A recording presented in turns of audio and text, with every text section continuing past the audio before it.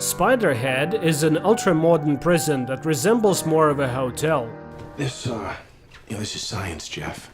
We're making the world a better place. In this facility, inmates live under a more relaxed regime, have the right to take walks, interact with each other, and have the opportunity to reduce their sentences and receive bonuses. But it all comes at a price. Spiderhead carries out medical trials, and not all of them are harmless. To be fair, it must be said that all experiments are voluntary, and each inmate has the right to refuse and return to a standard cell in another prison. Ray, one of the inmates, sits in a chair in front of a mirrored window, and Steve announces the start of the experiment by injecting a substance into Ray's bloodstream. Just a minute later, they administer the first dose of the drug to the subject and begin reciting simple jokes, causing Ray to burst into hysterical laughter. When the jokes are replaced by grim facts, the subject's reaction remains the same. Ray continues to laugh hysterically. Another morning in Spiderhead is no different from the previous ones. Inmates are awakened by a loudspeaker, and their names are immediately announced for participation in the experiments. Steve inquires of Jeff if he's willing to try the new N40 compound on himself, which no one has ever tried before, and the guy readily agrees to participate in the experiment. In addition to the test drug, another one is administered to enhance the speech centers of the brain. This allows Jeff to describe his state in great detail, mentioning the smallest details.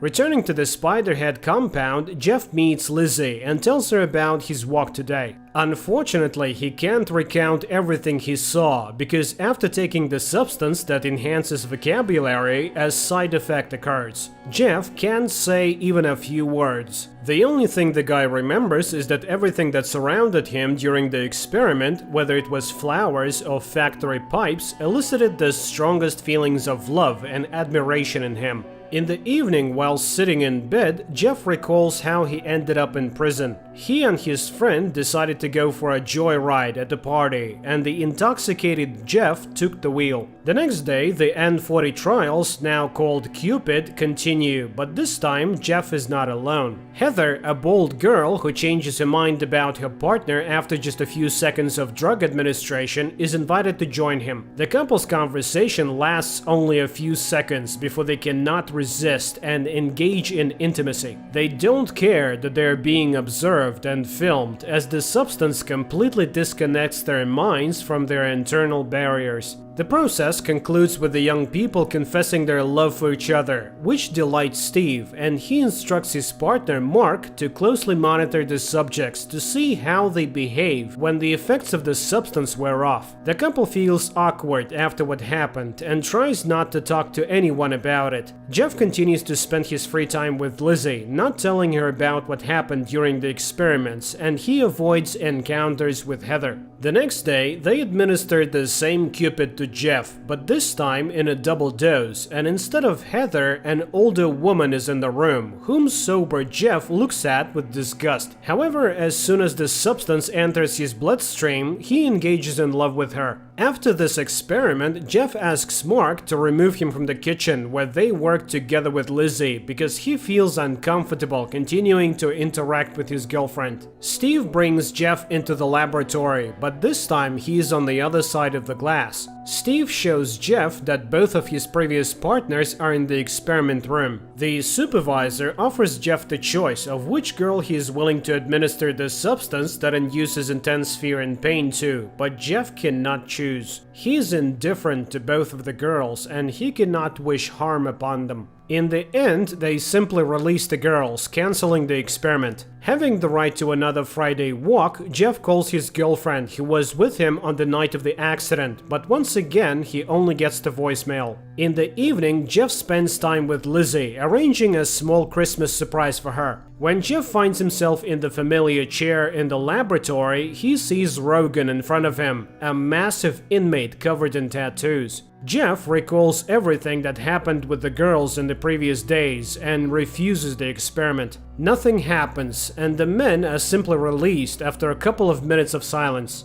Jeff realizes what has just occurred. He and Rogan were partners with one of the female inmates, and she was supposed to choose which one of them would receive meds. Bursting into Steve's office, Jeff confirms his suspicions upon seeing Heather there. Furthermore, the doctor does not even argue with the inmate. On the contrary, he shows him a diagram of who is supposed to get close to whom under the influence of the drug. In response to Jeff's complaints, Steve reminds him that being in Spiderhead is a privilege, and if he is not satisfied, he can transfer to a regular prison, albeit without hope of early release. Understanding the hint, the next time, Jeff sits calmly in the same room as Rogan, without any hysterics. Steve sends Mark on a weekend break, advising his friend to enjoy his time on the mainland. Steve himself decides to take the Cupid to experience the ecstasy he had only seen in his subjects before. The experiments continue, and Steve warns Jeff that they will have to administer dark influx to the girls, as a certain committee demands the purity of the experiment.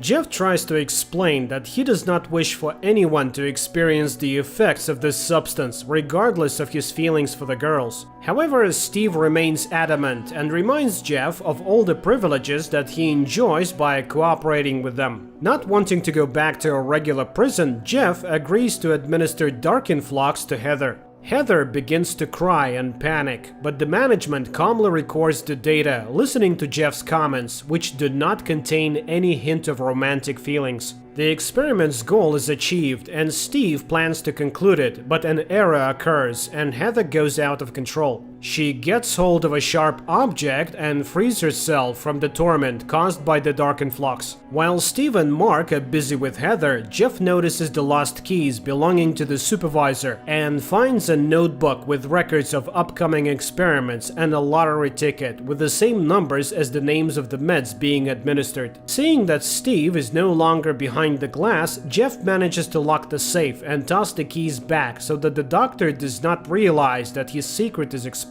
Steve warns Mark that if anyone finds out about what happened to Heather and he has to answer for it, he will drag everyone who participated in the experiment down with him. Lizzie participates in the experiments for the first time, and the first thing they administer to her is dark influx. After experiencing it, she meets with Jeff in a secluded place and shares her feelings with him. Lizzie confesses that she's not sure if Spiderhead is better than a regular prison with the strictest regime. In turn, Jeff also opens up to his girlfriend and confesses that on the night of the accident there was not only his friend in the car, but also his beloved girlfriend who did not survive the ride. That's why he willingly undergoes the trials on himself, hoping to somehow atone for his guilt. The candid conversation between the two of them leads to them spending the night together. Steve quickly deduces the close relationship between his wards and decides to use this connection for his own purposes.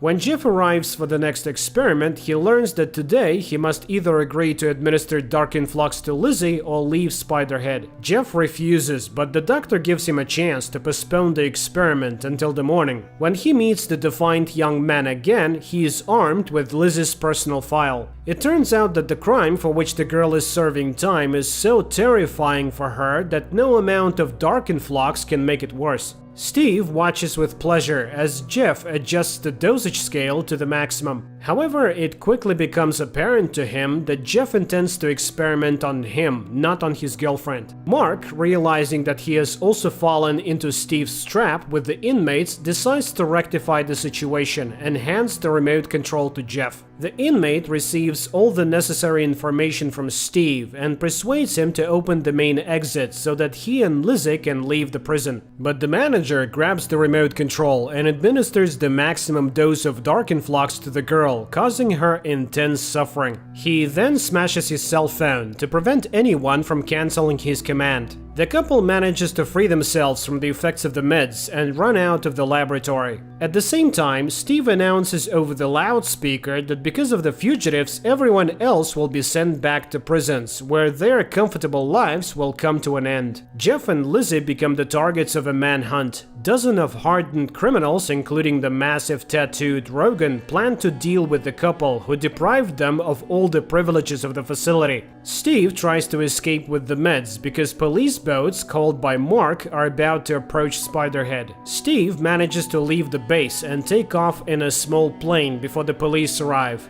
But since his remote control is shattered, meds are injected into his bloodstream in massive quantities. Another release of Cupid induces admiration, and the man steers the plane towards a tiny rocky island, seeing it as a paradise. Mark, on the police boat, watches as his former boss circles above the sea and then crashes into the rocks. Jeff and Lizzie hijack a boat and manage to sail away before the police arrive. Happy and free, the young couple regrets only that Steve did not invent a substance that could induce self-forgiveness. And that's how the movie ends.